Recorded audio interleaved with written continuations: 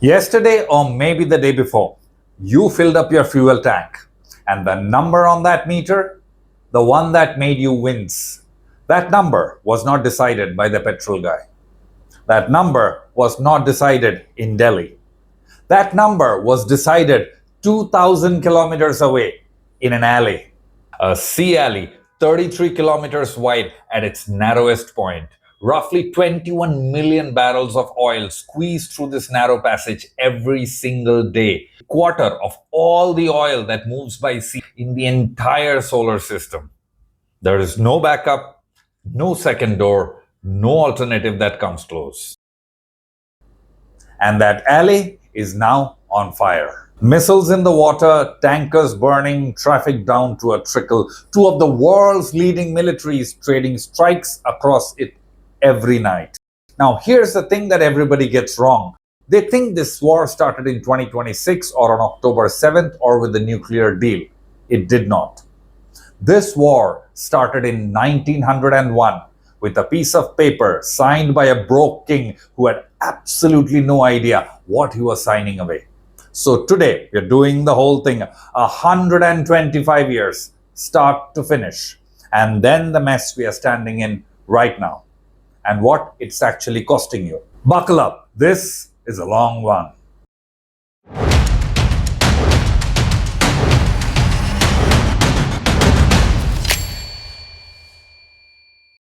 1901, Persia. Not Iran yet, Persia. The Qajar dynasty is running the country and running it into the ground. The treasury is empty and the king needs money the way a gambler needs money. Right now, he'll sign anything. Enter a British businessman named William Knox Darcy. He offers cash upfront for the exclusive rights to search for oil across most of Persia. 60 years of rights. Nobody in that room knows what's under the sand. Not Darcy, not the Shah, not the people. It's essentially a lottery ticket. 1908, they hit oil, the biggest strike anyone has ever seen east of America. So, Persia had just sold, for a rounding error, the single most valuable thing it would ever own. And somewhere in a palace, a man was doing the math and feeling ill. Now, Persia got carved up in 1907, and here's what makes it worse. It was not for the oil. Nobody knew there was oil at that point. The Brits and the Russians had been circling each other across Asia for over 100 years, and in 1907, with the Germans rising, they decided to stop and settle their differences. And Persia was one of those things they settled. The Russians took the north, the Brits took the southeast, and the middle was called neutral, which essentially meant anything goes. You could do whatever the hell you wanted. And they did not invite Persians to that meeting. Imagine two strangers at somebody else's dining table deciding who gets which half of the house. 9 months later, in 1908, a drilling crew that had nearly given up hits oil for the first time in southwest Persia. The first commercial oil strike anywhere in the Middle East. Read the order again. Persia was carved up first. The oil was found after. They didn't split the country because it was valuable.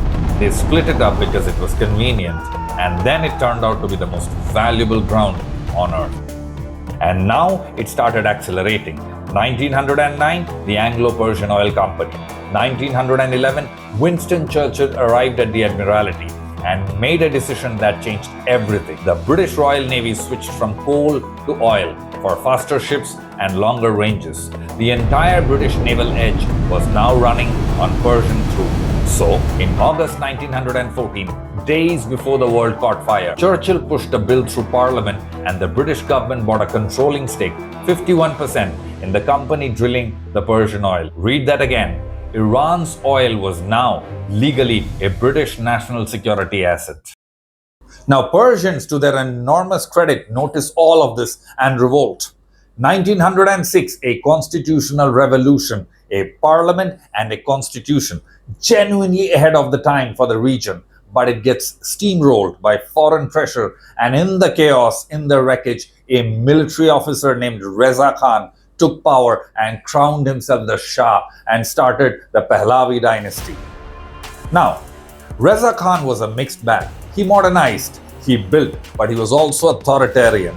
In 1933, he angrily cancelled the British oil license only for it to be renegotiated, which increased British control by another 40 years up until 1993. And in return, Iran got a paltry increase in the royalties. Then the Second World War kicked in and the Shah started tilting towards Germany. So, in 1941, the British and the Soviet Union invaded Iran to remove him. No coup necessary, they just walked in. They put his young son on the throne instead, 21 years old, easy to manage. They give him 2 tight slaps and 2 pats and tell him to shut the fish up and do as told, and he goes, "Okay, uncle." His name was Mohammad Reza Pahlavi. Remember him, this guy matters. Fast forward to 1951, Iran elects a prime minister named Mohammad Mossadegh, and Mossadegh does the most obvious thing in the world. He looks at the Iranian oil being pumped out of the Iranian ground, making somebody else rich instead of the Iranian people. So, he nationalizes it. Britain loses its mind, blocks Iranian oil, takes Iran to court, then goes whining to daddy in Washington and sells it as a communism problem. 1953, Operation Ajax. The CIA and MI16 run a coup, remove Mossadegh and hand power back to that king, that young Shah. So, let me put the whole thing into one sentence. The West wanted Iran's oil. So, the doyens of democracy removed a democratically elected leader, Mossadegh, whose only real crime was that he wanted the same oil for Iranians. Everything that happened for the next 70 years grows out of that one afternoon. Every chant, every hostage, every proxy, every centrifuge, every Trump soundbite, every Netanyahu threat, every IRGC threat, every missile, every bullet can be traced to that one afternoon. If you understand 1953, the rest of this episode is simply consequences of that one afternoon when a democratically elected leader was replaced by a monarch simply to fulfill Western greed.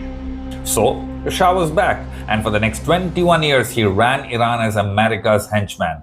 Oil money poured in, Tehran became glossy, and the king threw one of the most luxurious parties in recorded history, where the food was reportedly flown in from Paris. All the while, his subjects drowned in poverty. And Savak, the secret police, took care of anyone who complained.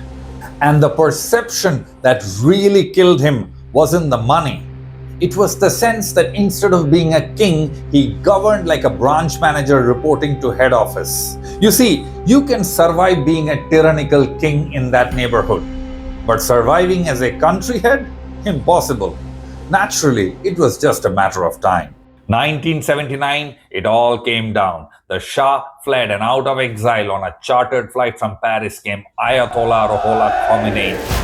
Iran went from a Western-aligned monarchy to an Islamic republic in a matter of weeks.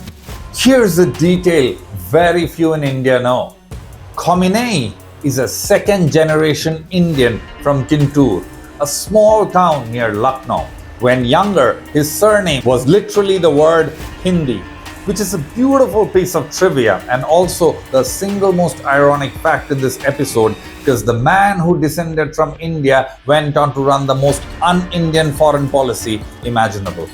Look, Iran had a real grievance, genuinely. Their elected government was overthrown and their oil went to the West while the people of the nation starved. It was daylight robbery and nobody likes that. But there were 2 roads out of it. Road 1 is what China and India did. Learn to maneuver, say the polite things, keep your head down for 30 years and build the economy, build the military, and keep talking to everyone and become truly powerful before you actually try to act powerful. Road 2 is to walk out of the gate furious and start swinging at everyone on the street like a teenager. Iran, an ancient culture with a not so ancient government, took the path of the rowdy teenager. And note, while the original villain for Iran was Britain, By the time the Islamic Revolution happened, the great Satan was US, and that goes back to that afternoon in 1953 and their subsequent support for the Shah. Within months, the US embassy in Tehran was shut and a hostage situation developed that lasted over 400 days. Relationship with Washington was over for a generation. Then Saddam Hussein invaded, and Iran spent the next 8 years in an existential war that killed hundreds of thousands of its people, with much of the West quietly backing Saddam, which from Tehran's point of view confirmed every single thing they had already believed about the West. Now zoom out for a second, because there's something almost biblical about this region. Middle East is a place that built its entire prosperity by bleeding the earth. And somehow the circumstances arranged themselves in such a way that the same patch of ground now bleeds people decade after decade without a break. Make of that what you will, but I find it karmic. Now, Iran has a problem. It wants to dominate the region, but it's not powerful enough. It's sanctioned, isolated, and its air force is obsolete. So it does what weak but ambitious states have always done. It stops fighting with its own hands. The Hezbollah in Lebanon, the Houthis in Yemen, militias across Iraq, funding and weapons to Hamas and Islamic Jihad worldwide. Tehran calls it the axis of resistance. Everybody else calls it terrorism. The idea is simple and honestly effective. Fight your enemies in 5 countries at once and never officially be at war with anyone. And running through all of it is Israel. The Islamic Republic's founding position is that Israel's creation was fundamentally unjust and its existence illegitimate. And that's not a policy disagreement you negotiate around the edges of. That's a starting premise. And because the United States is ultimately the guarantor of Israel's security, hostility to Israel automatically becomes hostility with Washington, which means sanctions, containment, and the axis of evil speech and the entire architecture around it. And here's where I'll say the unpopular thing. Iran was genuinely screwed over by the greedy West, and yet none of that history absolves the strategy it chose. You can be genuinely wronged and still play your hand terribly. Iran spent 40 years behaving like a furious teenager who's technically right about everything that happened to him, shouting at everybody, alienating his own neighbors, and picking fights it could not finish, and then acting surprised at the consequences. Saudi Arabia, UAE, Kuwait, and Bahrain, they didn't run to Washington because they love Washington. They ran to Washington because of the insecurity from Iran. This is how you turn your entire neighborhood into one of the most militarized strips on the planet. Now, cut to 2002. Iran's secret enrichment sites get exposed. Natanz, Arak, and later Fordo buried under a mountain. Iran says it's for energy and medicine, which for a country sitting on an ocean of oil is a sentence that raises eyebrows in every capital on earth. Now let's be fair about why the world panicked. It's not about the physics. Lots of countries enrich, but when a state spends 4 decades issuing insults and threats to end civilization and runs proxies, on paper, thou art not the most reassuring candidate for a nuclear weapon. In international relations, impressions are currency, and Iran was broke. And to be very clear, I'm talking about a government and not its people. Every Persian I have ever met has been cultured, warm, and extremely polite. These are 2 different things, and I'd like the comment section to hold that distinction. Anyway, moving forward. 2015, Obama gets a deal. Sanctions relief in exchange for freezing the program with inspections. It was not perfect, but it worked. Cut to 2018. Trump tears up the deal, and the aggressive Israeli position does not help the situation either. The deal collapses. Iran restarted enrichment and went past every red line the deal had originally drawn. But credit where it's due. This one's not Tehran's fault. This was a functioning arrangement thrown away by the US for reasons that had more to do with domestic politics than centrifuges. Now, every leader hits an own goal once in a while, but Mr. Trump collects them. In 2020, Soleimani, the most powerful Iranian general, was killed by a US drone attack, and Trump then lost the election, which didn't cancel what was coming, it just delayed it by 4 years. Then came October 7th, 2023. Hamas attacked southern Israel. It was brutal, it was inhuman, and strategically, it was the single dumbest decision anyone in this story has ever made. Because there was no version of that morning that did not end in the eventual destruction of Gaza. None. And when finally the justified response came, Hamas did what it always does. Turn to the cameras, play the victim, apparently astonished that Israel had responded at all. What exactly was the expectation? What followed was 2 years of cleansing Gaza of terrorists. Iran responded by activating Hezbollah, joined by the Houthis in Yemen attacking shipping lanes in the Red Sea, all of Iran's proxies, active at once. That's when Mossad, Israel's intelligence agency, went to work. Hezbollah's leadership located and eliminated one layer at a time. Hamas's entire command structure dismantled. Decades of patient espionage cashed in over a few months. And then came the cherry on the cake. It's not every day an intelligence agency gets to claim that they've blown up all of their enemies' balls at the same time. Mossad got explosives into thousands of pagers, the devices Hezbollah used specifically because they thought pagers couldn't be hacked. And then Mossad set them all off simultaneously, killing and injuring hundreds of Hezbollah agents. I'm sure someday this will be a blockbuster Hollywood film. Who do you think should be the lead actor? My vote is for Rami Malek. But then we have a war to cover. So let's get on with it. June 2025, the first round. Israel strikes Iran. American bombers hit Fordo. Iran fires back at US base in Qatar. Telegraphed in advance, no casualties, a face-saving response. Then a ceasefire. Most of the world exhaled and moved on. Then came the rematch. Feb 2026. Israel and the US launch a joint air campaign across Iran. Military sites, government targets, and in that opening operation, they took out Iran's supreme leader, Ayatollah Ali Khamenei, along with a large number of senior officials. I want to stop on that because this went past a lot of people. The head of a state, of a country of 90 million people, spiritual leader to over 260 million people worldwide, was killed in an airstrike by two other governments. Whatever you may think of this man, this is not a normal event in the international system. There is no precedent for this. And the second and third order consequences of it are still unfolding. Iran's answer came on three fronts at once. Missiles and drones at Israel, missiles and drones at American bases across the entire Middle East. And the third one, the one that reached your neighboring petrol pump and your wallet, they closed the Strait of Hormuz.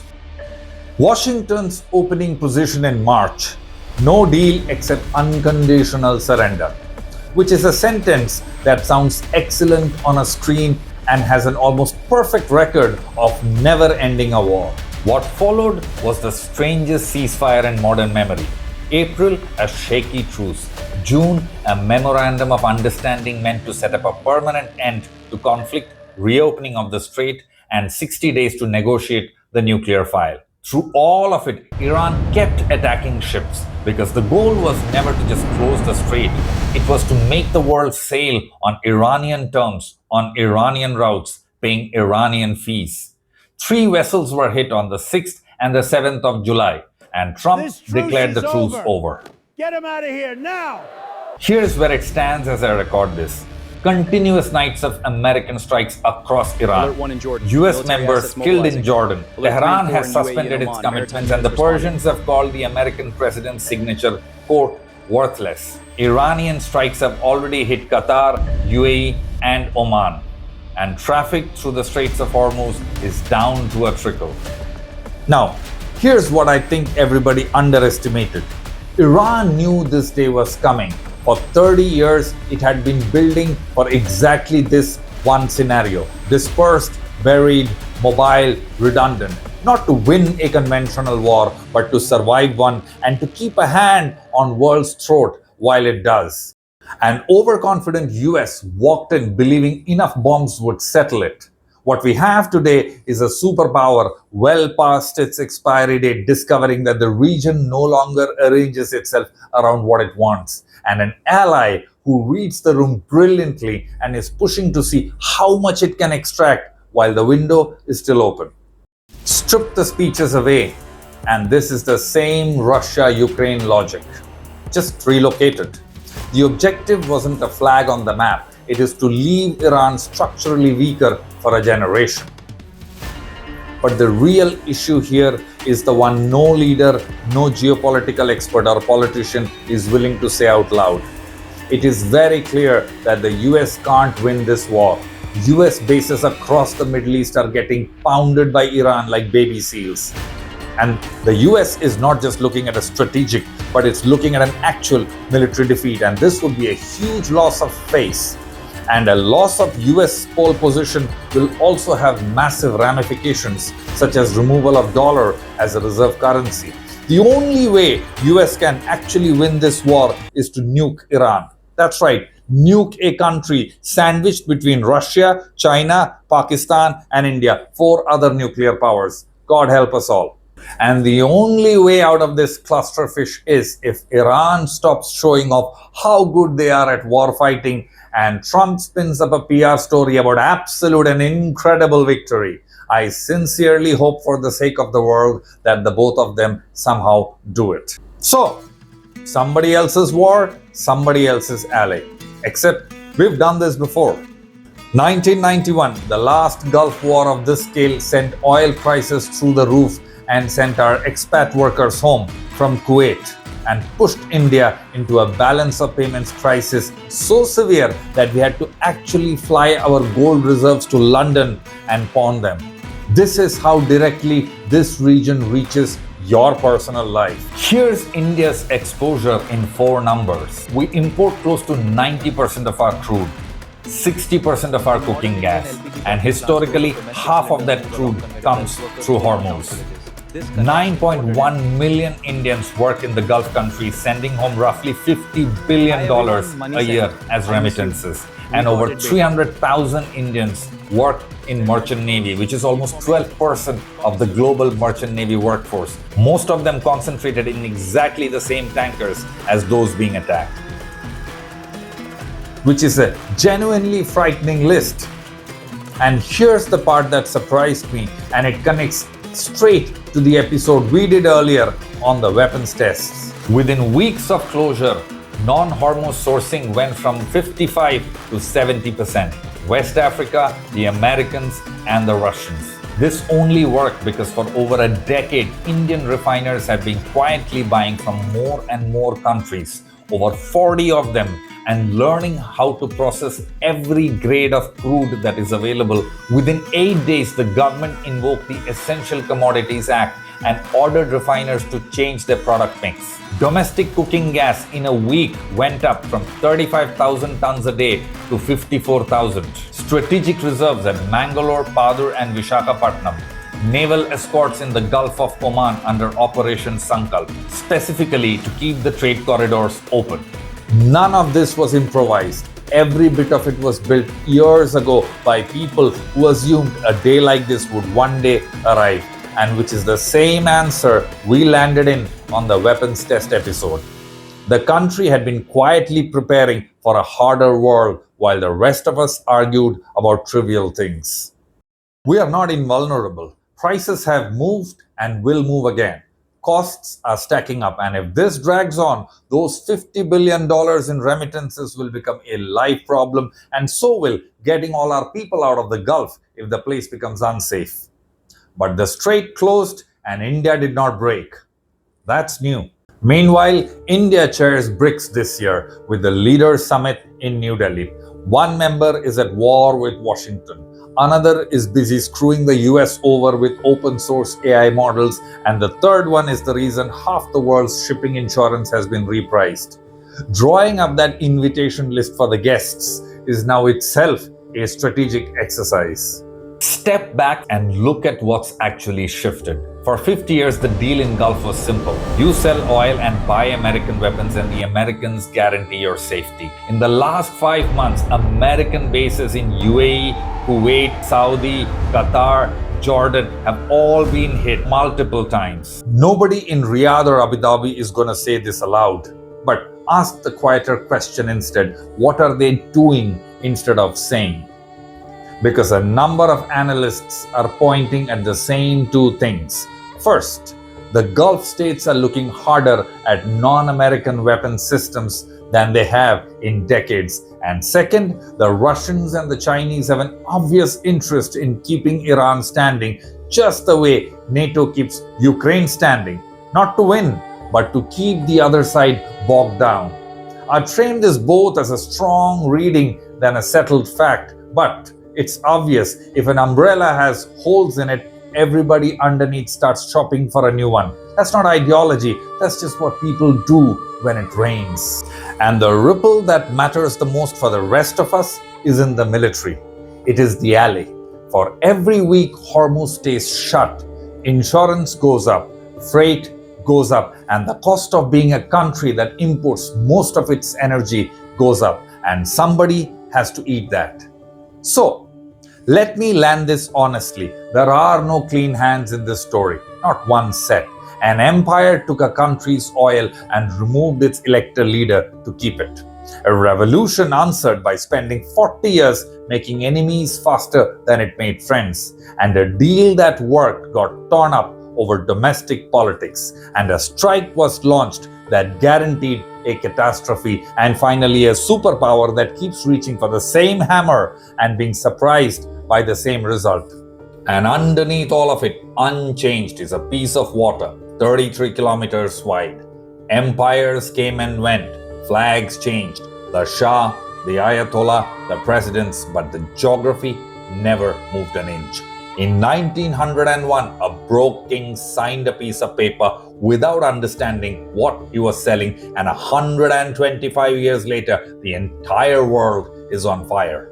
So, my takeaway isn't a side because I don't have one here, and anyone selling you one is selling you something. My takeaway from all this is this: the next time someone tells you that a war is about religion or ideology or democracy, check what's under the ground first and check who has to sail past whom to sell it to whom. And that answer alone will explain more than speeches ever will.